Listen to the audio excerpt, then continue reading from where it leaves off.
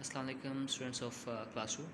हमारे आज इस मंथ की असाइनमेंट में फर्स्ट पेज है, इसको हम सॉल्व कर रहे हैं। आज एडिशन प्रॉब्लम्स हैं। Complete the following converting where necessary.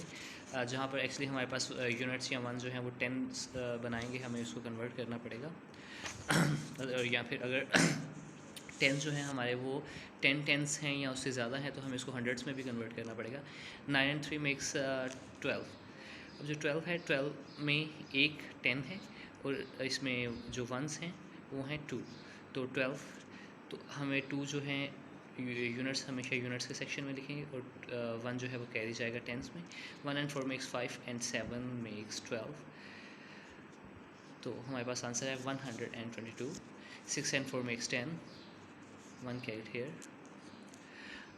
1 and 9 makes 10 and 6 makes 16।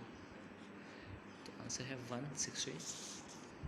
इसी तरह से 8 and 2 makes 10, 1 carried here। 4 and 1 and 3 makes 4, 4 and 8 are 12, 120।